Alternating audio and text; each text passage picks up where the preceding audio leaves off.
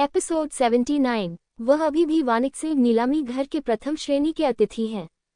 मेरा मानना है कि इस स्थिति के साथ उसे वानिकसिंह नीलामी घर की क्षमता के साथ अपनी जरूरत की औषधीय सामग्री खोजने में सक्षम होना चाहिए। यदि वानिकसिंह नीलामी घर भी सामग्री नहीं ढूंढ पाता है तो जियोझो के पास वास्तव में कुछ भी नहीं होगा। तियानिकसिंह शहर में प्रवेश करते ही अधिक समृद्ध शहर नजर आता है। शहर में लोगों की भीड़ लगी रहती है और जानवरों की गाड़ियां, आत्माओं के जहाज आदि जमीन और हवा में बारिश की तरह आते जाते रहते हैं, जिससे बहुत जीवंतता रहती है। जैसे ही वह शहर में दाखिल हुआ, कोई तुरंत उसका स्वागत करने आया। वरिष्ठ, क्या आप पहली बार तियानिकसिंह शहर में आए हैं? अगर आपको टूर गाइड की जरूरत है तो मैं आपको संतुष्ट करने का वादा करता हूँ। वह एक लड़की थी, मोटी, बड़ी आंखों वाली, 15 या 16 साल की, लंबी लाल स्कर्ट पहने हुए और काफी प्यारी लग रही थी। अब फैंग चेन ने खुद को एक मध्यम आयु वर्ग के व्यक्ति के रूप में प्रच्छन्न किया है, इसलिए यह आश्चर्य की बात नहीं है कि दूसरी पार्टी उसे वरिष्ठ कहती है। उन्होंने मना नहीं किया और कहा, तियानशिंग शहर का परिचय दें। ये देखकर कि फैंग चेन ने मना नहीं किया, लड़की बहुत खुश हुई। लड़की ने कहा, तो आपको सही व्यक्ति मिल गया है, सीनियर। हालांकि मैं युवा हूँ, मैं तियानिकसिंह शहर में पली बड़ी हूँ। मैं हर नुक्कड़ और कोने से अच्छी तरह परिचित हूँ। ये तियानिकसिंह शहर आंतरिक शहर और बाहरी शहर में विभाजित है। बाहरी शहर में प्रवेश करना मुफ्त है, लेकिन आंतरिक शहर में प्रवेश करने के लिए 10 आत्मा पत्थरों की आवश्यकता होती है। बाहरी शहर में मुख्य रूप से कुछ छोटे व्यापारी हैं और सबसे बड़ा व्यापारी दूसरे स्तर का व्यापारी है। लेकिन भीतरी शहर अलग है। इसे तियानिकसिंह शहर के 3 प्रमुख व्यापारियों द्वारा नियंत्रित किया जाता है। ये समृद्ध है और इसमें खजाने का खजाना है। लड़की बहुत वाक्पटुता से बोल रही थी और उसके पास कहने को बहुत कुछ था। वैसे, लड़की ने रहस्यमय ढंग से पूछा, वरिष्ठ, क्या आप जियोझो के नंबर 1 प्रतिभाशाली व्यक्ति फैंग चेन को जानते हैं? फैंग चेन ने उसकी ओर देखा और सिर हिलाया। लड़की ने कहा, आप शायद अभी तक नहीं जानते होंगे, फैंग तियानजियो का वानिकसिंह नीलामी घर के साथ संबंध है और वह इस यात्रा पर एक अतिथि बुजुर्ग है। हो सकता है कि वह एक दिन वानिकसिंह नीलामी घर आए। अब वानिकसिंह नीलामी घर फैंग चेन की वजह से बहुत अधिक जीवंत है और हर कोई फैंग तियानजियो को देखने की कोशिश करना चाहता है। इस बारे में बात करते हुए उसका चेहरा उम्मीद और इच्छा से भरा था। ये बहुत अच्छा होगा अगर मैं फैंग तियानजियो से मिल सकूं। ये सुनकर फैंग चेन को अजीब लगा, क्योंकि वह नहीं जानता था कि बाहरी दुनिया उसे एकांत में कैसे देखती है। लेकिन बैठक में बेहोश होने से पहले भी वह जियोझो का दुश्मन था। उन्होंने पूछा, मैंने सुना है कि फैंग चेन जियोझो का दुश्मन है। क्या वानिकसिंह नीलामी घर को जियोझो बलों द्वारा अलग थलग और प्रतिबंधित किए जाने का डर नहीं है? आप जियोझो के इस दुश्मन की इतनी प्रशंसा क्यों करते हैं? ऐसा इसलिए है क्योंकि जियोझो का दुश्मन सुंदर है। जरा सोचिए, सीनियर अपनी मंगेतर के सामने अकेले खड़े हैं। धमकियों से नहीं डरते और जियोझो के दुश्मन होने से भी नहीं डरते। इस दुनिया में कितने आदमी ऐसा कर सकते हैं? वरिष्ठ, आप शायद यह नहीं जानते होंगे कि फैंग तियानजियो अब जियोझो में नंबर 1 पुरुष देवता बन गया है। लड़की ने एक प्रशंसक की तरह अपने हाथ भींच लिए। फैंग चेन चुप था। उसने कभी नहीं सोचा था कि वह एक दिन पुरुष देवता बन जाएगा। जहां तक जियोझो के दुश्मनों की बात है, तो बस यही बात है। कौन सी शक्ति एक शीर्ष प्रतिभा को भड़काने के लिए तैयार है? इसके अलावा इस प्रतिभा के पीछे आध्यात्मिक सागर क्षेत्र का एक दानव स्वामी है। इसलिए अंत में ये केवल व्यर्थ ही समाप्त होगा। ये सुनकर फैंग चेन को अचानक एहसास हुआ कि मामला यही था। ओह, मैं विषय से थोड़ा हट गया हूँ। ये देखकर कि वे फैंग चेन के बारे में बात करते रहे, लड़की ने अपनी जीभ बाहर निकाली और कहा, वरिष्ठ, मुझे तियानिकसिंह शहर के नियमों का परिचय दें। फैंग चेन ने सिर हिलाया और कहा, चलो चलते हुए बात करते हैं, चलो भीतरी शहर में चलते हैं। उसके बाद उसने छोटी लकड़ी की नाव बुलाई। शहर में वाहन चलाने पर कोई प्रतिबंध नहीं है और आप अपनी इच्छानुसार शहर में घूम सकते हैं। ये सुनकर कि यह भीतरी शहर जा रहा है, लड़की की आंखें चमक उठी। ये तो बहुत बड़ा ग्राहक है। चलो, फैंग चेन ने कहा। हाँ, लड़की ने सिर हिलाया और छोटी लकड़ी की नाव पर चढ़ गई। फैंग चेन ने छोटी लकड़ी की नाव को नियंत्रित किया और आंतरिक शहर में चला गया। रास्ते में लड़की फैंग चेन को भीतरी शहर का परिचय भी कराती रही। फैंग चेन ने उससे ये भी सीखा कि हालांकि ऐसा लगता था कि 3 प्रमुख व्यापारी सेनाएं नियंत्रण में थीं, वास्तव में उनमें से एक ही एकमात्र थी और अन्य 2 उसके साथ प्रतिस्पर्धा कर रहे थे, जिससे संतुलन की स्थिति बन रही थी। उनमें से केवल एक को फुजिया व्यापारी कहा जाता था और उनके व्यापारी घर लुतियान्यू शहर में हर जगह फैले हुए थे। ये कहना कोई अतिशयोक्ति नहीं होगी कि वे इतने अमीर थे कि किसी देश से प्रतिस्पर्धा कर सकते थे। जल्द ही वह भीतरी शहर के फाटक पर आया और 20 आत्मा पत्थर देकर शहर में प्रवेश किया। बाहरी शहर की तुलना में आंतरिक शहर अधिक व्यवस्थित था और 3 प्रमुख क्षेत्रों में विभाजित था। मध्य क्षेत्र फुजिया व्यापारियों का था, बाईं ओर का क्षेत्र वानिकसिंग नीलामी घर का था और दाईं ओर का क्षेत्र 1 दर्जन अन्य व्यापारी बलों का था, जिन्हें बेजिया व्यापारी कहा जाता था। यद्यपि वहां कम लोग थे, लेकिन जो लोग इस स्थान में प्रवेश कर सकते थे वे या तो अमीर थे या कुलीन, इसलिए सड़कें व्यवस्थित लग रही थी। वरिष्ठ, आप किसमें जाना चाहते हैं? लड़की ने पूछा। फैंग चेन ने उत्तर दिया, वानिकसिंग नीलामी घर।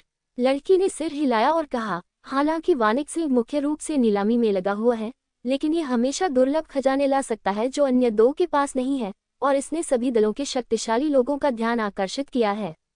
अगले कुछ दिनों में एक नीलामी होगी, क्या आप भाग लेना चाहते हैं? फैंग चेन ने अपना सिर हिलाया, बस मुझे वानिकसिंग नीलामी घर की मुख्य शाखा में ले चलो। नीलामी में उनकी कोई खास दिलचस्पी नहीं थी। उन्हें एक भव्य और शानदार ढंग से सजी ऊंची इमारत तक पहुंचने में ज्यादा समय नहीं लगा, जो वानशिंग नीलामी घर था। इसकी तुलना में युचेन का नीलामी घर एक छोटी सी चुड़ैल मात्र है। जैसे ही वे दोनों आत्मा जहाज से उतरे, वानशिंग नीलामी घर से कोई उनका स्वागत करने के लिए आगे आया। आपका स्वागत है, साथी ताओवादी। हमारे बैंक में आज एक बड़ी नीलामी हो रही है, जिसमें 30 खजानों की नीलामी की जाएगी, जिनमें से कुछ ऊपरी क्षेत्र से हैं। मुझे आश्चर्य है कि क्या आप इसमें रुचि रखते हैं? आगंतुक एक मोटा, मध्यम आयु वर्ग का आदमी था। फैंग चेन ने कोई जवाब नहीं दिया, लेकिन वानशिंग नीलामी घर का अतिथि टोकन निकाल लिया।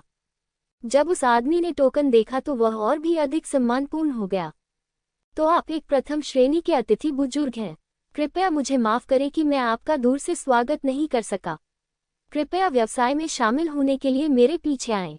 लड़की को उम्मीद नहीं थी कि फैंग चेन एक प्रथम श्रेणी के अतिथि बुजुर्ग होंगे और वह अपना मुंह ढकने से खुद को रोक नहीं सकी। वानिकसिंग नीलामी घर में अतिथि अधिकारियों के पास कोई शक्ति नहीं है, लेकिन उनका दर्जा बहुत ऊंचा है। और फैंग चेन वास्तव में एक प्रथम श्रेणी के अतिथि अधिकारी हैं। मेहमानों के बीच उनका दर्जा सबसे ऊंचा है। उस व्यक्ति ने कहा, मैंने देखा कि एल्डर का टोकन शेनडोंग क्षेत्र से आता है। यह एक संयोग है कि शेनडोंग क्षेत्र शाखा ने हाल ही में एक एल्डर को पदोन्नत किया है। हो सकता है कि अतिथि अधिकारी उसे जानता हो। ओह, फैंग चेन ने पूछा, मैं इस बुजुर्ग का नाम नहीं जानता। बुजुर्ग का उपनाम यान है और उनका शिष्टाचार नाम क्याओलिन है। आदमी ने कहा। फैंग चेन दंग रह गया। बहन यान वास्तव में लोटियन क्षेत्र में भी आई थी। उन्होंने पूछा, मुझे आश्चर्य है कि क्या एल्डर यान इस व्यवसाय में है। ओह, अतिथि अधिकारी सचमुच बुजुर्ग को जानता है। वह आदमी अवाक रह गया। उसे उम्मीद नहीं थी कि फैंग चेन उसे सचमुच जानता होगा। फैंग चेन ने सिर हिलाया। हम ईश्वर के पूर्वी क्षेत्र में कई बार मिले थे। ऐसी स्थिति में मैं एल्डयान से अतिथि का मनोरंजन करने के लिए क्यों न कहूं। उसने एक नौकरानी को बुलाया और उसे यान क्याओलिन को आमंत्रित करने के लिए कहा।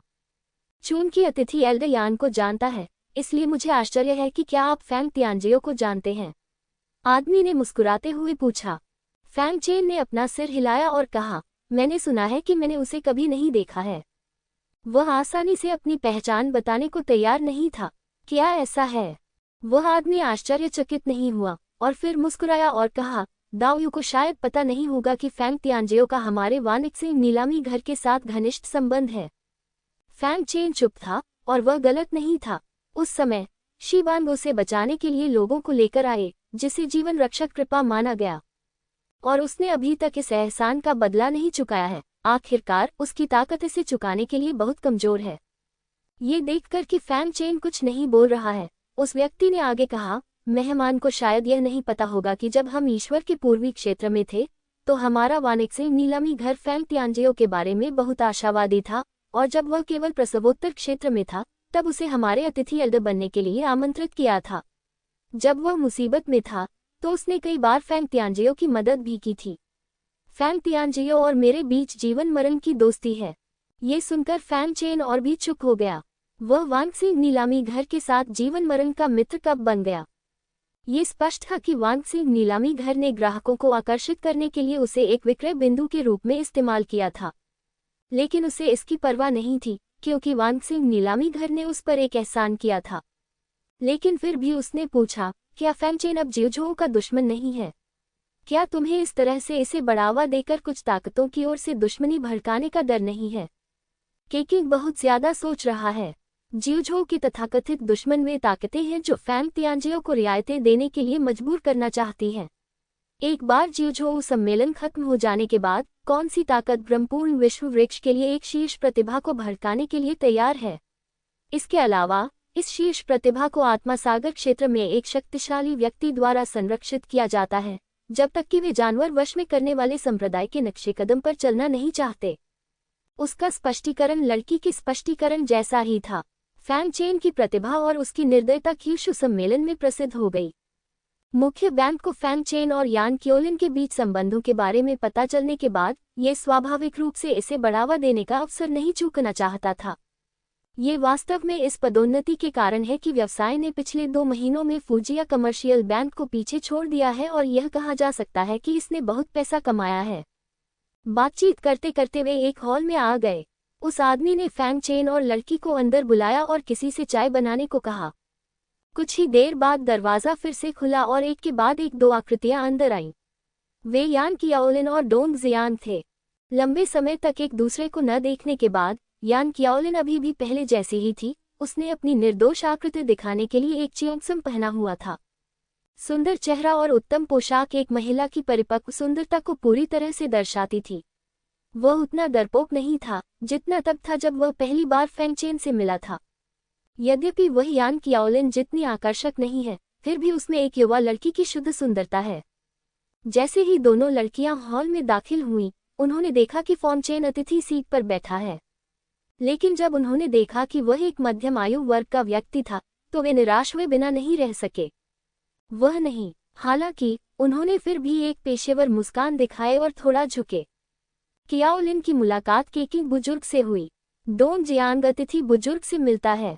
जब उस आदमी ने यान कियाओलिन को आते देखा, तो वह खड़ा हो गया और बोला, चूंकि यान यहाँ है, इसलिए मैं पहले विदा लूंगा। विभिन्न प्रकार के अतिथियों का विभिन्न प्रकार के बुजुर्गों द्वारा सत्कार किया जाता है, और वह इस सीमा को पार नहीं कर सकते। बहुत बहुत धन्यवाद। यान कियाओलिन ने सिर हिलाया और वह आदमी अलविदा कहकर चला गया। यान कियाओलिन ने फैंगचेन को देखा और संदेह से पूछा, क्या यह अतिथि दिव्य पूर्व क्षेत्र से अधिकारी है? फैंगचेन ने सिर हिलाया। क्या हम एक दूसरे को जानते हैं? फैंगचेन ने फिर सिर हिलाया। अब यान कियाओलिन के भ्रमित होने की बारी थी। उसे पूरा भरोसा था कि उसकी याददाश्त बहुत अच्छी है। आखिरकार वह एक नीलामी घर में काम करती थी और कुछ महत्वपूर्ण लोगों को याद रख सकती थी।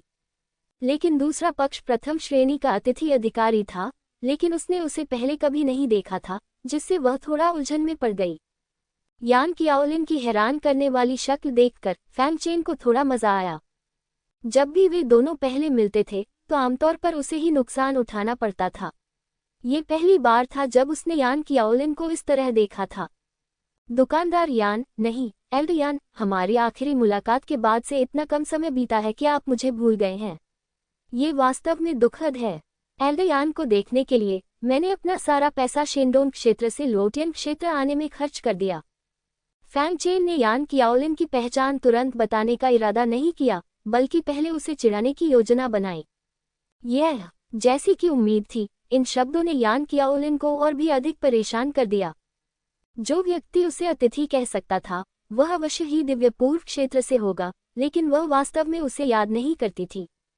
वह इसे याद नहीं कर सकी, इसलिए वह केवल चेहरे पर क्षमाप्रार्थी भाव के साथ झुक सकी। मुझे बहुत खेद है, मैं इस समय इसे याद नहीं कर सकती। यान कियाओलिन के क्षमाप्रार्थी चेहरे को देखकर फैंगचेन ने उसकी पहचान को और अधिक न छिपाने का फैसला किया और उसे उजागर करने के लिए तैयार हो गई। लेकिन इसी समय बाहर एक अजीब सी आवाज सुनाई दी। आप तो अतिथि का नाम भी भूल गए।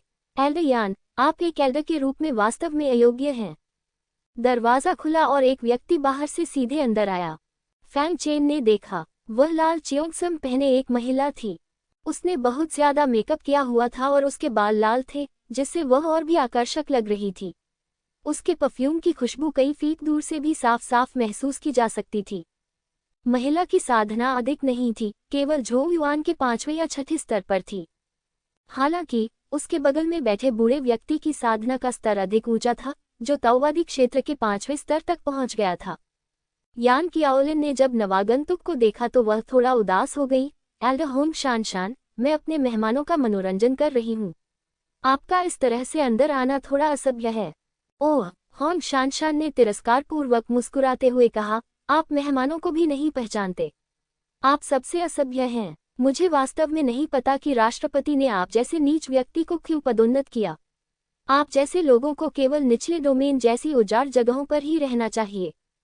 ये देखकर फैंग चेन की भौहें थोड़ी सिकुड़ गईं। ऐसा लगता है कि यान कियाओलिन वानिक्सिंग नीलामी घर में बहुत लोकप्रिय नहीं है। उन्होंने कुछ नहीं कहा, पहले स्थिति को समझने का इंतजार किया। यान कियाओलिन ने भौहें सिकुड़ते हुए ठंडे स्वर में कहा, एल्डर होंग, संप्रदाय के नेता के पास मुझे चुनने के अपने कारण होंगे। मुझे पता है कि मेरे अचानक आने के कारण मैंने आपका स्थान लिया, लेकिन यह ऐसा कुछ नहीं है जिसका निर्णय मैं कर सकती हूँ। कृपया परेशानी खड़ी करना जारी न रखें। आप किसे अनुचित कह रहे हैं? यान कियाओलिन के शब्दों ने होंग शानशान के बारूद के ढेर को सुलगा दिया और वह उसके पास गई और उसे थप्पड़ मार दिया। टकराना। एक तीखी आवाज के साथ यान कियाओलिन को जमीन पर पटक दिया गया। वह जनजात क्षेत्र के केवल 9वें स्तर पर है। किसी भी तरह से वह झो युआन क्षेत्र में किसी के बराबर नहीं हो सकती। किसी को उम्मीद नहीं थी कि होंग शानशान उनके सामने हमला करने की हिम्मत करेगा। आपको ये जानना होगा कि जो लोग वानिक्सिंग नीलामी घर में प्रवेश कर सकते हैं, उनके पास बेहद उच्च गुण हैं और उन्होंने पेशेवर प्रशिक्षण प्राप्त किया है। बहन यान, डोंग जियांग, जो पास ही खड़ा था, जल्दी से यान कियाओलिन के पास आया और चिंतित होकर पूछा, बहन यान, क्या आप ठीक हैं? होंग शानशान ने जब ये देखा तो उसे बहुत गर्व हुआ। उसने व्यंग्य करते हुए कहा, अगर यह बात न होती कि तुम्हारा फैंग चेन से कोई रिश्ता है, तो बैंक का मालिक तुम्हें बैंक में आने देता क्योंकि उसे लगता है कि तुम कुछ मूल्यवान हो। वरना, क्या तुम वाकई सोचती हो कि तुम अपनी हैसियत के साथ बैंक में आ सकती हो? वानिक्सिंग नीलामी घर के बुजुर्गों को भी स्तरों में विभाजित किया गया है। अब यान कियाओलिन 3 सितारा एल्डर हैं और होंग शानशान 4 सितारा एल्डर हैं। मूल रूप से ये 3 सितारा बुजुर्ग पद होंग शानशान का था, लेकिन यान कियाओलिन के अचानक सामने आने के कारण ये पद छीन लिया गया। इसलिए वह हमेशा यान कियाओलिन के खिलाफ द्वेष रखती थी और हर जगह उसे निशाना बनाती थी। वानिक्सिंग नीलामी घर में अपने संबंधों के साथ यान कियाओलिन का मुख्य घर में अच्छा समय नहीं चल रहा था। यान कियाओलिन ने होंग शानशान की बात नहीं सुनी। वह उस समय सदमे में थी, इसलिए नहीं कि वह थप्पड़ से अचंभित थी, बल्कि इसलिए कि उसे अभी अभी मारा नहीं गया था। जिस समय पंखा उस पर गिरने वाला था, आध्यात्मिक ऊर्जा द्वारा निर्मित अवरोध ने हमले को रोक दिया और वह चौंककर गिर पड़ी। उसने फैंग चेन की तरफ देखा जो अभी भी बैठा हुआ था। वह अकेला ऐसा व्यक्ति था जो उसे बचा सकता था, लेकिन मुझे याद नहीं आ रहा कि वह दूसरा व्यक्ति कौन है। क्यों कुत्या, तुम्हारे पास कहने को कुछ नहीं है? ये देखकर कि यान कियाओलिन ने कुछ नहीं कहा, होंग शानशान ने सोचा कि दूसरा पक्ष उससे डरता है और भी अधिक अभिमानी हो गया। जहां तक उसके बगल में खड़े फैंग चेन की बात है, तो ये बिल्कुल वैसा ही प्रभाव था जैसा वह चाहती थी। वह अपने परिचितों के सामने अपमानित महसूस कर रही थी और उसे इतनी शर्म आ रही थी कि अब वहां और अधिक समय तक रहने की उसकी कोई इच्छा नहीं थी। यान कियाओलिन धीरे से खड़ी हुई और अपने नितंबों से धूल झाड़ने लगी।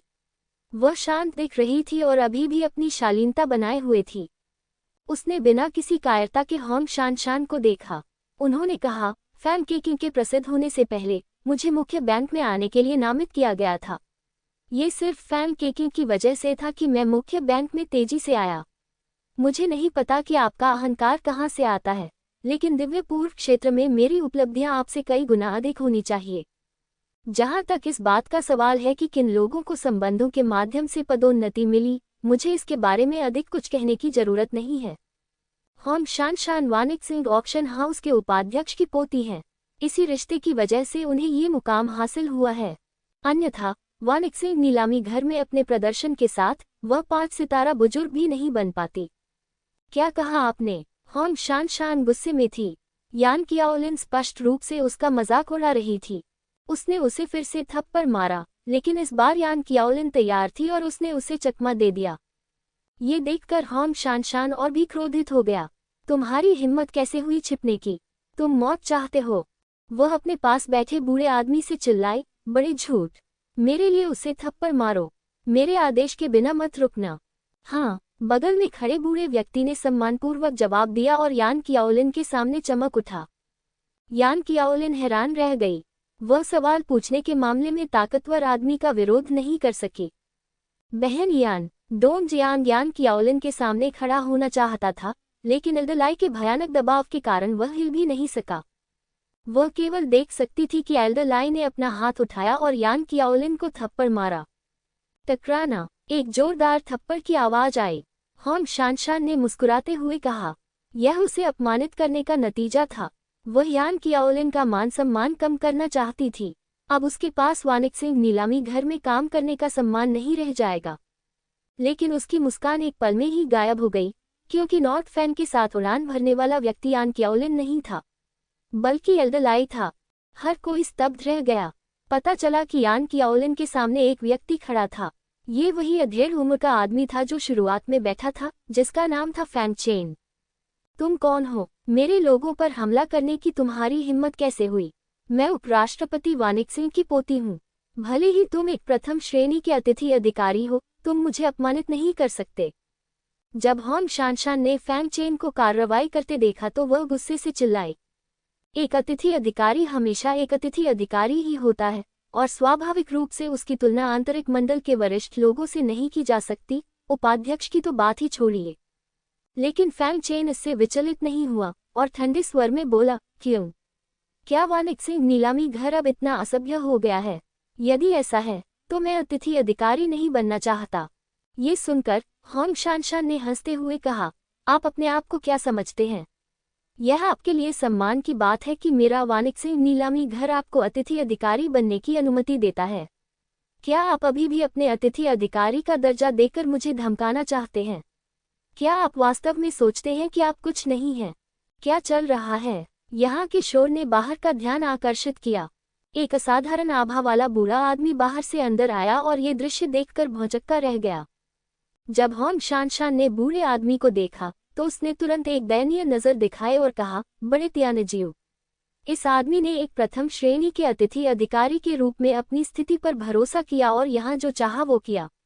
उसने न केवल मेरे लोगों को पीटा, बल्कि वह मुझे भी पीटना चाहता था। क्या? ये सुनते ही त्यानजीव की अभिव्यक्ति तुरंत ठंडी हो गई और दाव क्षेत्र के 8वें स्तर पर उसकी साधना तुरंत फैंग चेन के विरुद्ध दबाव डालने लगी।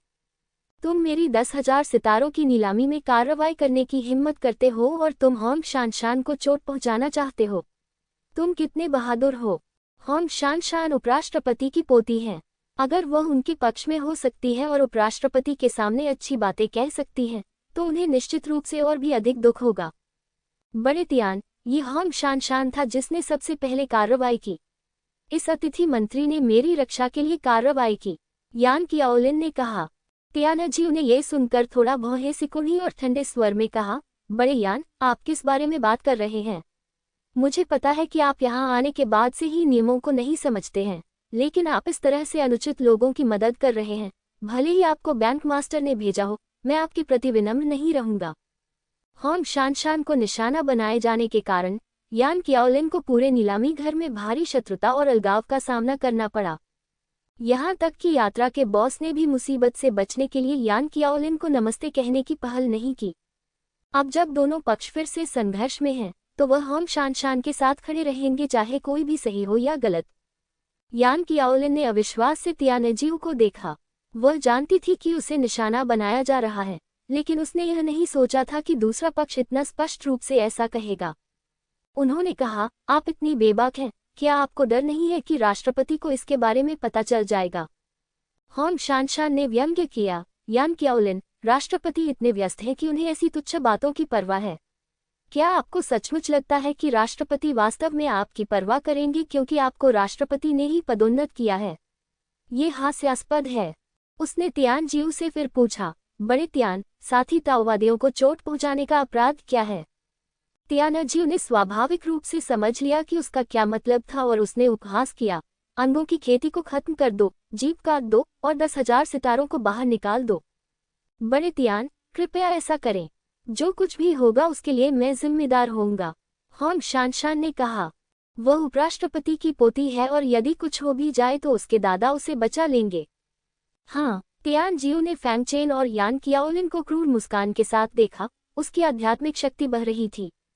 वरिष्ठ, कृपया चले जाइए। इस मामले का आपसे कोई लेना देना नहीं है, इसमें पढ़ने की कोई जरूरत नहीं है। यान कियाओलिन पहले से ही निराशा में थी। पृष्ठभूमि या ताकत के मामले में कोई फर्क नहीं पड़ता। वह होंग शानशान की तुलना में नहीं थी। वह शायद आज यही खत्म होने वाली थी। उसने शुरू में सोचा था कि अगर उसने फैंगचेन को एक कदम पीछे हटने दिया तो दूसरी पार्टी आगे नहीं बढ़ेगी। लेकिन फैंगचेन ने बिल्कुल भी संकोच नहीं किया और ठंडे स्वर में कहा, बस मेरे पीछे खड़े रहो और मैं आगे इसे संभाल लूंगा। यान कियाओलिन ने आश्चर्य से फैंगचेन को देखा। उसे समझ नहीं आ रहा था कि यह आदमी जिससे वह पहले कभी नहीं मिली थी, ऐसा व्यवहार क्यों कर रहा था। लेकिन इससे पहले कि वह कुछ सोच पाती, तियानजिऊ ने हमला कर दिया था। बाहर में जाओ। उसके क्रोधित हाथ में एक शासक प्रकट हुआ और उसने फैंगचेन पर प्रहार किया। सावधान, यान कियाओलिन चिंतित होकर चिल्लाया। फैंगचेन की आंखें ठंडी और तीखी थीं और अगले ही पल देवताओं और राक्षसों की शक्ति फूट पड़ी। उसने भी मुक्का मारा। उसके पीछे ड्रैगन हाथी का भूत दिखाई दिया। टकराना, दोनों पक्ष आपस में टकरा गए। लेकिन चौंकाने वाली बात यह है कि यह फैंगचेन नहीं है जो खेती के क्षेत्र के पहले स्तर पर है जो उड़ जाता है, लेकिन तियानजिऊ। आह! तुरंत ही एक चीख मन में आई। मैंने देखा कि तियानजिऊ का दाहिना हाथ टूट गया था। शासक भी सीधे उड़ गया। दूसरी ओर फैंगचेन शांत दिख रहा था और स्थिर खड़ा था। सन्नाटा छा गया। 8वें स्तर के लिए पूछना बनाम पहले स्तर के लिए पूछना। पता चला कि 8 लोगों को गंभीर चोटें आई हैं। ये कैसा चल रहा है? उन्हें कैसे पता चला कि फैंगचेन एक साधारण प्रथम स्तरीय योद्धा नहीं था, बल्कि उसके पास 6ठे या 7वें स्तर पर लड़ने की ताकत थी। जहां तक तियानजिऊ जैसे भिक्षुओं का सवाल है, जो अपने उत्थान के लिए अमृत पर निर्भर थे और मार्शल आर्ट का अभ्यास नहीं करते थे, वे फैंगचेन के प्रतिद्वंद्वी कैसे हो सकते थे? यान कियाओलिन, डोंग जियांग और लड़की हैरान रह गए और अविश्वास से फैंगचेन को देखने लगे। यान कियाओलिन ने कुछ सोचा और सुंदर आंखों से फैंगचेन की पीठ को देखा। बहादुर, तुमने हमारे बुजुर्ग को चोट पहुंचाने की हिम्मत कैसे की? होंग शानशान की प्रतिक्रिया के बाद वह चीख पड़ी। इधर आओ। वानिकसिंह में कोई परेशानी खड़ी कर रहा है। अगले ही क्षण जीवन के सभी क्षेत्रों से आंकड़े प्रकट हुए। सबसे कमजोर 8वें स्तर पर था और सबसे मजबूत ग्रैंड मास्टर क्षेत्र के प्रारंभिक चरण में था। ये लोग तियानजिऊ जैसे नहीं हैं, बल्कि असली ताकतवर आदमी हैं। होंग शानशान ने गुस्से से फैंगचेन की ओर इशारा किया। वह चिल्लाया, उसे पकड़ो, मैं उसके टुकड़े टुकड़े कर दूंगा। हाँ, कई लोगों ने सिर हिलाया और फैंगचेन को मारना शुरू कर दिया। चलो देखते हैं कौन हिम्मत करता है। यान कियाओलिन अचानक फैंगचेन के सामने खड़ी हो गई और बड़ों को घूरने लगी। इस गति के कारण बुजुर्ग लोग तुरंत रुक गए। चलो, ये कुतिया इस आदमी की साथी है, चलो मिलकर उसे नष्ट कर दें। होंग शानशान ने ये देखा। वह फिर से गुस्से से चिल्लाया। जब कई लोगों ने ये सुना तो वे आगे कार्रवाई करने के लिए तैयार हो गए। यान कियाओलिन ने मधुर स्वर में चिल्लाकर कहा, ये क्यूशू सम्मेलन में नंबर 1 है। फैंगचेन, देखते हैं कि कौन कार्रवाई करने की हिम्मत करता है। जैसे ही ये शब्द निकले, सारा स्थान शांत हो गया। फैंगचेन ने आश्चर्य से यान कियाओलिन को देखा। उसे उम्मीद नहीं थी कि दूसरे पक्ष ने उसकी पहचान का अनुमान लगा लिया है। लेकिन ये सामान्य बात है। दूसरा पक्ष शुरू से ही बहुत होशियार है, इसलिए उसका अपनी ताकत दिखाना और उसका अंदाजा लगाना सामान्य बात है। यान कियाओलिन, क्या तुम्हें लगता है कि हम तुम्हारी बात पर विश्वास करेंगे? वह फैंगचेन बहुत छोटा है। वह इतना अधेड़ उम्र का आदमी कैसे हो सकता है? होंग शानशान को स्वाभाविक रूप से इस पर विश्वास नहीं हुआ। ये देखकर फैंगचेन ने अपनी पहचान छिपाने का इरादा नहीं किया। अपने हाथ की एक लहर से वह अपना मूल रूप पुनः प्राप्त कर लिया। जब उन्होंने सुंदर फैंगचेन को देखा तो पूरा स्थान फिर से शांत हो गया। विशेषकर वे बुजुर्ग और होंग शानशान, वे दर्शक के रूप में जिउझोउ सम्मेलन में गए थे। वह फैंगचेन इस तरह दिखता है। डोंग जियांग की आंखें हल्की लाल थीं और आंसू धीरे धीरे टपक रहे थे। अंततः वह अपने महान उपकारकर्ता से पुनः मिली। वह 1 साल से अधिक समय से इस दिन का इंतजार कर रही थी और उस दिन उसकी जान बचाने के लिए फैंगचेन को धन्यवाद देना चाहती थी। लेकिन अब जब उसने अपने जीवन रक्षक को फिर से देखा तो वह बोल नहीं पा रही थी। लड़की ने अपने चेरी होठों को ढक लिया। उसे उम्मीद नहीं थी कि उसका ग्राहक उसका आदर्श फैंगचेन था। पहले जो उसने कहा था, उसे सोचते हुए उसका चेहरा अचानक लाल हो गया और वह अंदर घुसने के लिए कोई दरार ढूंढना चाहती थी। ये बहुत शर्मनाक था। फैंग चेन ने यान कियाओलिन को देखा और थोड़ा मुस्कुराया। बहन यान, अब आपको याद आ गया होगा कि मैं कौन हूँ। यान कियाओलिन ने हंसते हुए डांटा, तुम बच्चे अपनी बहन को चिढ़ाने की हिम्मत करते हो। रुको और देखो मैं तुम्हें बाद में कैसे सबक सिखाऊंगी। यद्यपि वह डांट रही थी, लेकिन फैंग चेन को देखती उसकी आंखें कोमलता से भरी थीं। फैंग चेन मुस्कुराया और फिर से डोंग जियान को देखा। जब से मैंने तुम्हें आखिरी बार देखा है, तब से बहुत समय बीत चुका है। मुझे उम्मीद नहीं थी कि तुम इतनी लंबी और अधिक सुंदर हो जाओगी। ऐसा लगता है कि सुंदरता का अनुसरण करते हुए तुम वास्तव में अधिक से अधिक सुंदर बन सकती हो। तुम बुरे भाई, तुम अपनी बहन को फिर से चिढ़ा रहे हो। यान कियाओलिन ने फैंग चेन को घूर कर देखा, लेकिन ये नजर आकर्षण और प्रेम से भरी थी। ये कैसे संभव है? आप वास्तव में फैंग चेन को कैसे जान सकते हैं? यह नकली है। ये निश्चित रूप से नकली है। हॉन्ग शानशान को ईर्ष्या हुई जब उसने देखा कि फैंग चेन और यान कियाओलिन वास्तव में एक दूसरे को जानते थे और वे बहुत दोस्ताना लग रहे थे। डुआनमू बैक्स्यू के लिए जिउझोऊ का दुश्मन बनना। उसने उसे अकेले 15 तियानजियों के खिलाफ लड़ते हुए देखा। वह जख्मों से भरा हुआ था, लेकिन फिर भी वह गर्व से ऊंचा खड़ा था। कौन ऐसा वीर पति नहीं चाहेगा जो दुनिया से लड़ सके? उसने यान कियाओलिन को हर जगह निशाना बनाया क्योंकि यह अफवाह थी कि उसका फैंग चेन के साथ बहुत अच्छा रिश्ता था। उसे और भी अधिक ईर्ष्या हुई जब उसने देखा कि यान कियाओलिन स्वभाव और रूप में उससे बेहतर था।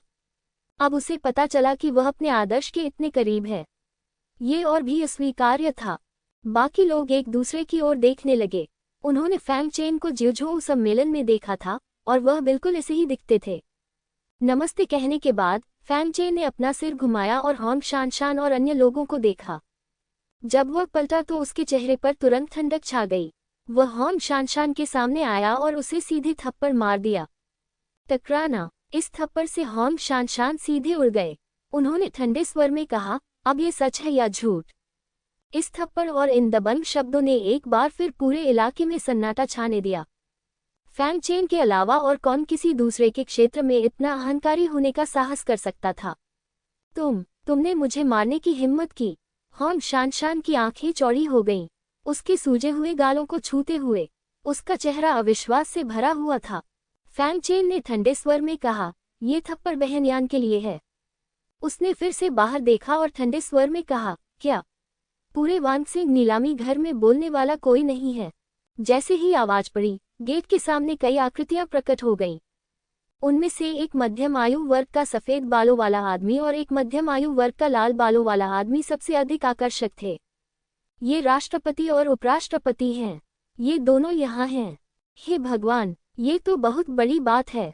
जो व्यक्ति आया था वह वान लियू था, जो वानशिंग नीलामी घर का अध्यक्ष था। और उपराष्ट्रपति, जो हॉन्ग शानशान के दादा हॉन्ग टेली भी हैं। शानशान। ये देखकर कि हॉन्ग शानशान का आधा चेहरा सूजा हुआ था, हॉन्ग टेली क्रोधित हो गया और जांच करने के लिए जल्दी से आगे बढ़ा। दादाजी, उसने मुझे मारा। हॉन्ग शानशान ने अपने दादाजी को उदास और दयनीय चेहरे के साथ आते देखा। तुम्हारी हिम्मत कैसे हुई मेरी पोती को मारने की? हॉन्ग टेली क्रोधित हो गया। ग्रैंड मास्टर की साधना का पहला स्तर तुरंत फूट पड़ा। फैंग चेन ने ठंडी सांस ली और देवताओं और राक्षसों की शक्ति बाहर निकल आई। इस दबाव का बमुश्किल विरोध किया जा सका। ये दृश्य देखकर सभी लोग दंग रह गए। वेंडाओ की खेती वास्तव में शुरुआती ग्रैंड मास्टर के दबाव का सामना कर सकती है। यह अत्यंत दुर्लभ है। हॉन्ग टेली, बंद करो इसे। वान लियू को फैंग चेन की पहचान पता थी और उसने तुरंत फैंग चेन की रक्षा के लिए दबाव डाला। उसने वास्तव में मेरी पोती को थप्पड़ मारने की हिम्मत की। हॉन्ग टेली अभी भी गुस्से में था। वान लियू ने ठंडे स्वर में कहा, तो क्या आप ये जानना चाहते हैं कि इसका कारण क्या था? हॉन्ग टेली तुरंत चुप हो गया। वह बिना अनुमान लगाए ही जानता था कि यहाँ क्या हुआ था। हॉन्ग शानशान की बर्बरता पूरे वानशिंग को मालूम थी, लेकिन सबने आंखें मूंद लीं। अब जब वह दीवार से टकरा गई है, तो वान लियू स्वाभाविक रूप से पहले जैसी नहीं रहेगी। उन्होंने फैंग चेन को प्रणाम किया और कहा, अतिथि फैंग, मुझे सचमुच खेद है। फैंग चेन ने अपना सिर हिलाया। राष्ट्रपति जी, अगर आपको लगता है कि मेरी बहन यान योग्य नहीं है, तो उसे लुओ त्यानियों में न आने दें। उसे आने दें और उसे धमकाया जाए। क्या आप चाहते हैं कि मेरी बहन यान एक मुक्केबाजी बैग बन जाए? अगर ऐसा है तो मुझे अपनी बहन यान के लिए न्याय मांगना होगा। जहां तक इस अतिथि बुजुर्ग का सवाल है, अगर वह बुजुर्ग नहीं बनना चाहता तो भी कोई बात नहीं। ये सुनकर वान लियू का चेहरा थोड़ा बदल गया। यद्यपि उसका वानक्सिंग नीलामी घर एक विशाल भाग्य वाला बड़ा व्यापारी बल है, लेकिन उन ताओवादी ताकतों की तुलना में ये थोड़ा भी बुरा नहीं है। और फैंग चेन को दानव भगवान का समर्थन प्राप्त है, और दानव भगवान के लिए उसके वानक्सिंग नीलामी घर को नष्ट करना आसान है। उसने जल्दी से कहा, यह मेरी गलती है। मैंने ठीक से प्रबंधन नहीं किया और एल्डयान को कष्ट सहने दिया। चिंता मत करो अतिथि फैंग, मैं तुम्हें निश्चित रूप से एक संतोषजनक उत्तर दूंगा। उसने होंग शानशान की ओर देखा और ठंडे स्वर में कहा, बड़े होंग, जल्दी से माफी मांगो। होंग शानशान की आंखें अविश्वास से चौड़ी हो गईं। आपने वास्तव में मुझे निचले डोमेन की एक कुतिया से माफी मांगने के लिए कहा था। वह ये नहीं समझ पाई कि यह वानिक्सिंग नीलामी घर की सुरक्षा से संबंधित था। उसे बस यह महसूस हुआ कि वह बहुत अपमानित हुई है। फैंग चेन की अभिव्यक्ति तुरंत ठंडी हो गई। उसने यान कियाओलिन का जैद हाथ लिया और ठंडे स्वर में कहा, निचले क्षेत्र की कुतिया। हम निचले क्षेत्र के लोग वास्तव में आपके वानिक्सिंग नीलामी घर में आने के योग्य नहीं हैं। इस मामले में हम अलविदा कहेंगे। बहन यान, चलो। ये कहने के बाद वह यान कियाओलिन को लेकर जाने वाली थी। अतिथि फैंग, कृपया प्रतीक्षा करें। वान लियू का चेहरा थोड़ा बदल गया और जल्दी से कहा। फैंग चेन का जाना एक नाराजगी थी। दूसरे पक्ष के प्रतिशोधी चरित्र के कारण उसका वानक्सिंग नीलामी घर यदि नष्ट नहीं हुआ तो अपंग हो जाएगा। उन्होंने होंग शानशान को ठंडे अंदाज में देखा और कहा, मैं घोषणा करता हूं कि एल्डर होंग शानशान ने दुर्भावनापूर्ण तरीके से लोगों को चोट पहुंचाई है और अतिथि अधिकारियों और एल्डर्स को अपमानित किया है। उसे उसके पद से बर्खास्त कर दिया जाएगा और उसे फिर कभी काम पर नहीं रखा जाएगा। उसे जीवन भर के लिए वानिक्सिंग नीलामी घर में प्रवेश करने पर भी प्रतिबंध लगा दिया जाएगा। जैसे ही ये शब्द निकले, पूरा दर्शक दीर्घा शांत हो गई। उन्हें उम्मीद नहीं थी कि मास्टर वान लियू सीधे इस्तीफा दे देंगे। वानक्सिंग नीलामी घर में बड़ों के पद सभी आकर्षक हैं और उनमें बहुत अधिक शक्ति है। तब वान लियू ने यान कियाओलिन से कहा, आज से एल्डर यान को 2 सितारा एल्डर के रूप में पदोन्नत किया जाएगा और वे नीलामी हॉल नंबर 4 के प्रभारी होंगे। जैसे ही ये शब्द निकले, सभी लोग फिर से चौंक गए। 2 सितारा बुजुर्ग, ये वानिक्सिंग नीलामी घर में अभूतपूर्व है। और यान कियाओलिन अभी केवल 20 साल की है। वानिक्सिंग नीलामी घर के इतिहास में सबसे कम उम्र की 2 सितारा बुजुर्ग।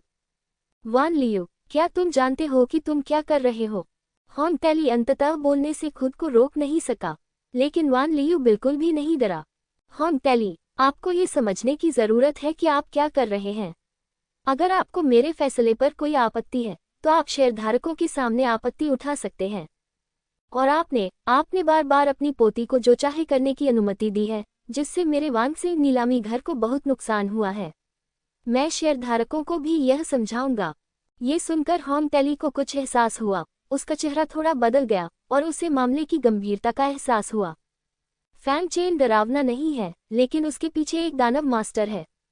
इसके अलावा वानिक्सिंग नीलामी घर ने हाल ही में फैंग चेन की अतिथि स्थिति के साथ बहुत पैसा कमाया है।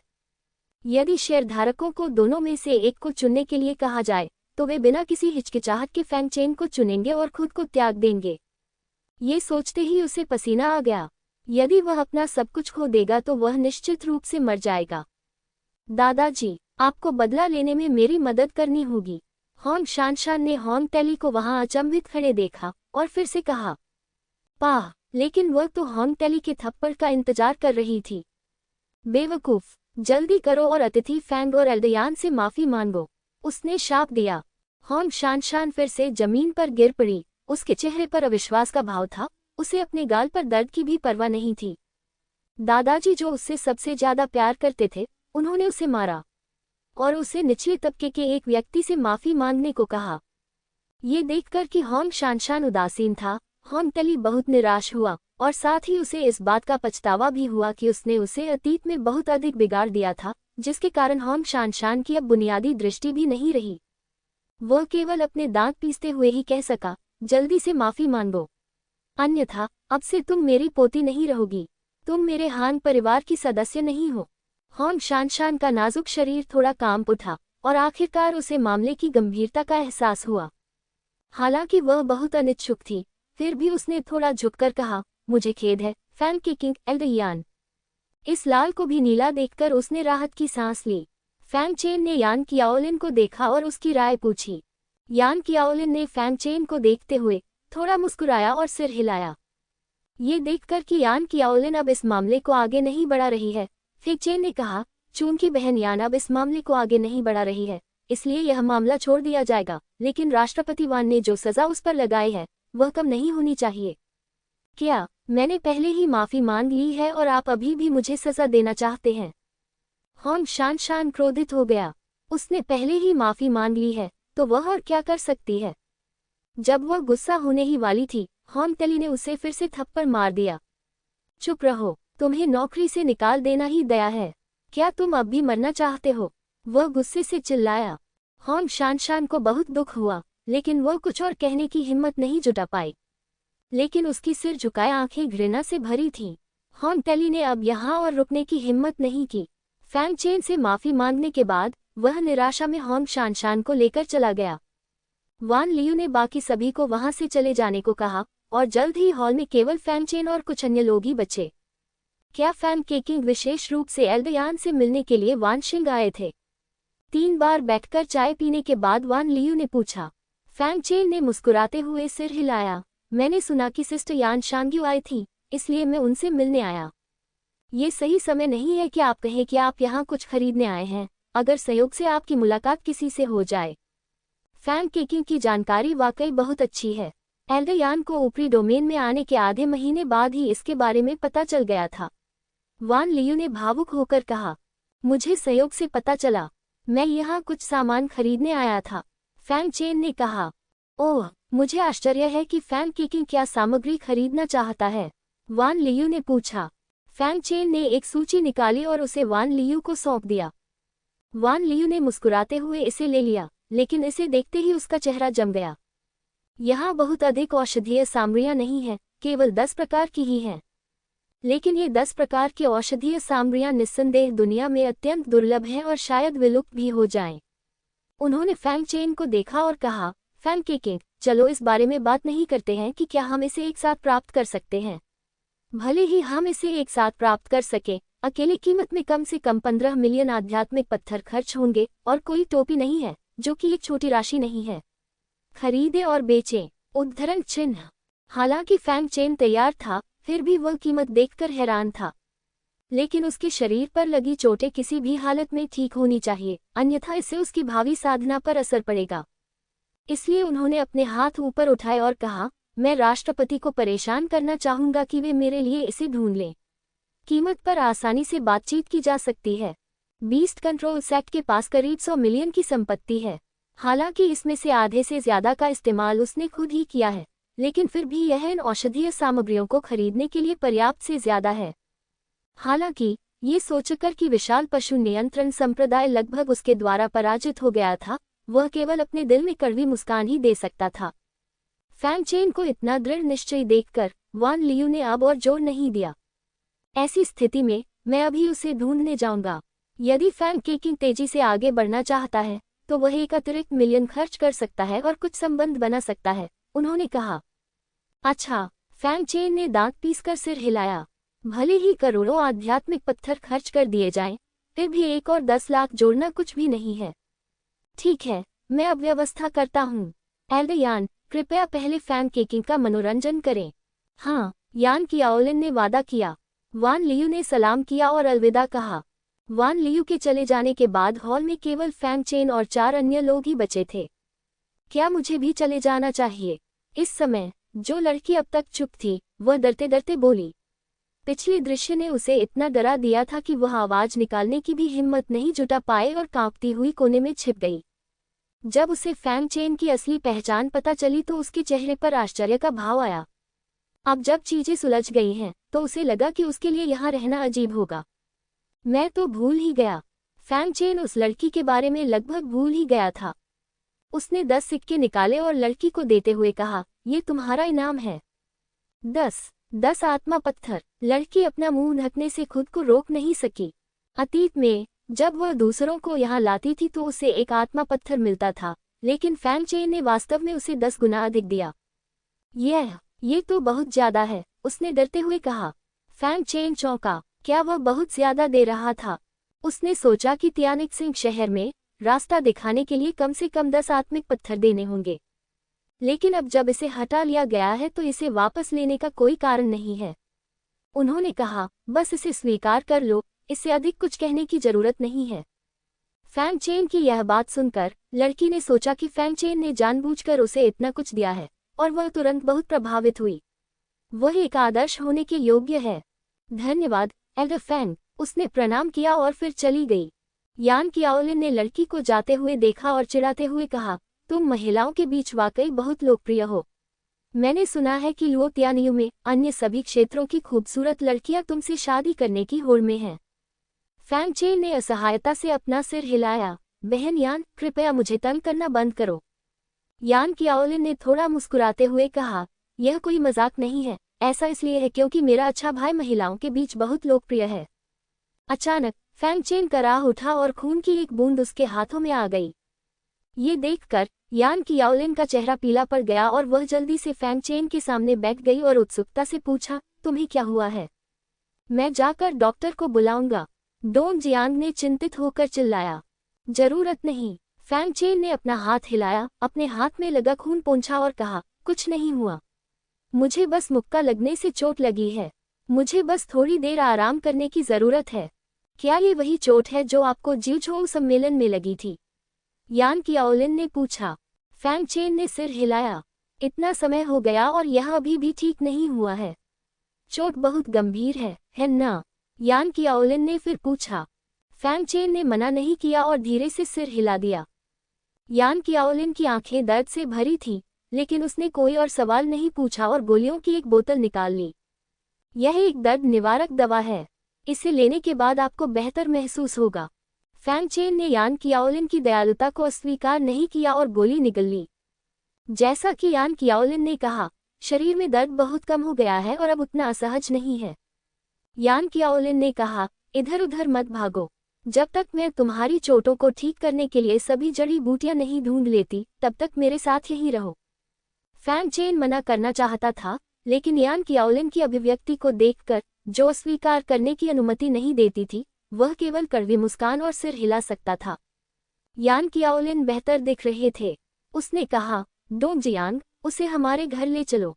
ठीक है, डोंग जियांग ने सिर हिलाया, फिर अपनी जीभ बाहर निकाली और फैंग चेन की ओर मुंह बनाते हुए कहा, बड़े फैंग, कृपया। फैंग चेन ने असहायता से सिर हिलाया और डोंग जियांग के साथ चला गया।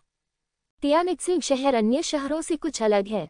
भौगोलिक कारणों से ये शहर बड़ा नहीं है, लेकिन यहाँ बहुत अधिक लोग रहते हैं, इसलिए यहाँ की इमारतें बहुत ऊंची हैं। डोंग जियांग और यान कियाओलिन वानक्सिंग बिल्डिंग की 29वीं मंजिल पर रहते हैं। ये पूरी मंजिल उसका निवास स्थान है। स्वाभाविक रूप से वहाँ बहुत सारे कमरे थे, लेकिन डोंग जियांग ने फैंग चेन को यान कियाओलिन के बगल में रहने की व्यवस्था की। चेक इन करने के बाद फैंग चेन ने अपने घावों को ठीक करना शुरू कर दिया, जबकि डोंग जियांग कमरे से बाहर चला गया। अगले दिन तक उनकी चोटें फिर से ठीक नहीं हो सकी। जब मैं कमरे से बाहर निकला तो मैंने देखा कि डोंग जियांग दरवाजे के बाहर इंतजार कर रहा था, लेकिन यान कियाओलिन कहीं नहीं दिखी। भाई फैंग, आप बाहर हैं। डोंग जियांग ने फैंग चेन को बाहर आते देखा और खुश होकर पूछा, आपकी चोट कैसी है? फैंग चेन ने जवाब दिया, इसे दबा दिया गया है, यह कोई बड़ी बात नहीं है। बहन यान कहाँ है? बहन यान अभी तक वापस नहीं आई है, डोंग जियांग ने जवाब दिया। फैंग चेन ने थोड़ा सा मुंह सिकुड़ा। भले ही यान कियाओलिन काम में व्यस्त हो, वह उससे मिलने वापस आएगी। इस समय दरवाजा खुला और यान कियाओलिन थोड़ा थका हुआ लग रहा था, अंदर चला गया। बहन यान, आप कहाँ थीं? फैंग चेन ने पूछा। यान कियाओलिन ने थोड़ा मुस्कुराते हुए कहा, मैं सूची लेने के लिए राष्ट्रपति के पास गई थी और दवा की खोज में शामिल होने के लिए तैयार हो गई। मुझे अभी कुछ खबर मिली है, इसलिए मैं घूमने निकल गई। फैंग चेन को अचानक एहसास हुआ कि यान कियाओलिन उसके लिए दवा की तलाश में गई थी। ये काम वानिकसिंग को करने दो, तुम्हें व्यक्तिगत रूप से आने की कोई आवश्यकता नहीं है, उन्होंने कहा। यान कियाओलिन ने अपना सिर हिलाया। एक और व्यक्ति का मतलब है और अधिक ताकत। भले ही मैं अभी लुओ तियानियू में आई हूँ, लेकिन मेरे अपने भी संबंध हैं। ये देखकर कि वह उसे मना नहीं सकता, फैंग चेन ने इसके बारे में सोचा और तुरंत भाला निकाल ली। उन्होंने कहा, बहन यान, भाला अपने पास रखो, भाला में आध्यात्मिक शक्ति डालो और मैं प्रकट हो जाऊंगा। तत्काल भाला पहले से ही उससे जुड़ी हुई थी और वह उसमें डाली जा रही आध्यात्मिक ऊर्जा को महसूस कर सकता था। वैसे भी वह हाल ही में यहाँ आया है, इसलिए यान कियाओलिन के पास तत्काल भाला छोड़ने से उसे सहजता महसूस हो सकती है। यान कियाओलिन को स्वाभाविक रूप से तत्काल भाला के बारे में पता था और उसने मुस्कुराते हुए सिर हिलाया, ठीक है, तो मैं इसे ले लूंगा। उसने तत्काल भाला ली और उसे अपने भंडारण रिंग में रख दिया। उसके बाद के दिन काफी आराम से बीते। फैंग चेन डोंग जियांग के साथ वानिकसिंग नीलामी घर में रहा। कभी कभी यान कियाओलिन वापस आकर फैंग चेन के साथ चाय पीती और बातें करती। हर बार ऐसा होने पर डोंग जियांग आज्ञाकारी ढंग से वहां से चला जाता, जिससे उन दोनों को अकेले रहने का मौका मिल जाता। बेशक यान कियाओलिन ज्यादातर समय बाहर ही औषधीय सामग्रियों के बारे में पता लगाने की कोशिश करती रहती थी। इस दिन उसे एक औषधीय जड़ी बूटी के बारे में खबर मिली। क्या यह 10,000 साल पुरानी बादल मिट्टी की घास है? यान कियाओलिन ने उस नौकरानी को आश्चर्य से देखा जो उसे खबर बताने आई थी। नौकरानी ने बार बार सिर हिलाया और कहा, मैंने फुजिया ट्रेडिंग कंपनी से सुना है। ऐसा लगता है कि वह व्यक्ति इसे बेचना चाहता है, लेकिन वह इसे नीलाम करने या व्यक्तिगत रूप से आने के लिए तैयार नहीं है। वह इसे एक बार में बेचना चाहता है। बात बस इतनी सी है कि उसने जो कीमत बताई वह थोड़ी ज्यादा थी। ये सुनकर अमीर व्यापारी ने भी अपना सिर हिला दिया। कहाँ है वह? यान कियाओलिन ने पूछा। मुझे पता था कि एल्डयान इन जड़ी बूटियों की तलाश कर रहे थे, इसलिए मैं उनसे वानिकसिंग आने के लिए कहना चाहता था, लेकिन वह ऐसा करने के लिए तैयार नहीं थे और उन्होंने कहा कि अगर वह उन्हें खरीदना चाहते हैं तो उन्हें बाहरी शहर में यिक्सियाओइन में जाना चाहिए। हालांकि उन्होंने कहा कि वे ज्यादा देर तक इंतजार नहीं करेंगे। अगर वे 1 घंटे में नहीं आए तो वे चले जाएंगे। ये सुनकर यान कियाओलिन ने सीधे कहा, चलो उसे ढूंढते हैं। ठीक है। नौकरानी ने बार बार सिर हिलाया और यान कियाओलिन को वानिकसिंग नीलामी घर से दूर ले जाने वाली थी। दूसरी तरफ नौकरानी यान कियाओलिन ने ये देखा और जल्दी से कहा, बड़े यान, अकेले जाना बहुत खतरनाक है। आपको राष्ट्रपति से बात करनी चाहिए। राष्ट्रपति को बताने के लिए बहुत देर हो चुकी है। नौकरानी ने चिंतित होकर कहा।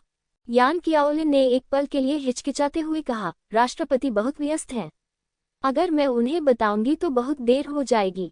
मैं खुद वहां जा सकती हूँ। बाहरी शहर में ये खतरनाक नहीं होगा। ये कहकर वह नौकरानी के कुछ और कहने का इंतजार किए बिना ही उसके साथ चली गई। बाहरी शहर में आकर कई अंधेरी गलियों से गुजरा। ये वह जगह है जहां त्यानिकसिंग शहर के कुछ गरीब और बुरे लोग रहते हैं और यह एक निर्जन भूमि है। यान कियाओलिन ने थोड़ा सा मुंह सिकोड़ा और नौकरानी से पूछा, क्या वह व्यक्ति वास्तव में यहाँ है? नौकरानी ने सिर हिलाया और कहा, बड़े यान, चिंता मत करो। वह व्यक्ति ऐसी ही जगह पर रहता है। हमारे लिए यहाँ व्यापार करना सामान्य बात है। यान कियाओलिन ने बिना किसी संदेह के सिर हिला दिया। अब उसके लिए सबसे महत्वपूर्ण चीज 10,000 साल की बादल कीचड़ और मांस घास है। फैंग चेन की चोट सबसे महत्वपूर्ण है। जब हम गली की गहराई में पहुंचे तो हमारे सामने एक थोड़ी जर्जर सराय दिखाई दी। ये यिक्सियाओइन थी। बड़े भाई, ये यही है, नौकरानी ने खुश होकर कहा। यान कियाओलिन ने इसके बारे में ज्यादा नहीं सोचा और सराय का दरवाजा खोलकर अंदर चली गई। लेकिन जब वह अंदर गई तो गेस्ट हाउस का दरवाजा बंद था। एक आध्यात्मिक प्रकाश चमका और अवरोध खुल गया, जिसने पूरे सराय को ढक लिया। यान कियाओलिन का चेहरा पीला पड़ गया और उसे एहसास हुआ कि उसे बेवकूफ बनाया गया है। हाँ, यान कियाओलिन, मुझे उम्मीद नहीं थी कि तुम इतनी मूर्ख हो कि तुम इतने स्पष्ट जाल को भी नहीं देख पाओगी। एक उपहासपूर्ण हंसी सुनाई दी और सराय के पीछे से कई आकृतियां अंदर आईं। और बोलने वाले व्यक्ति का नाम होंग शानशान था। होंग शानशान, तुम क्या करना चाहते हो? यान कियाओलिन ने भौहें सिकोड़ी। तुम क्या चाहते हो? क्या ये स्पष्ट नहीं है? होंग शानशान ने उपहास किया। उसने अपने पास खड़े एक आदमी का हाथ पकड़ लिया और कहा, मिस्टर शुई, बस उसे मारने में मेरी मदद करो। मैं तुम्हें वानिकसिंग नीलामी घर के सभी व्यापारिक रहस्य बता दूंगी और मैं भी तुम्हारी हूँ। उसके शब्द अस्पष्टता और प्रलोभन से भरे थे। श्री शुई, धनी व्यापारिक फर्म शुई वेन्यू से। यान कियाओलिन धीरे धीरे शांत हो गई और उसकी नजर उस आदमी पर पड़ी।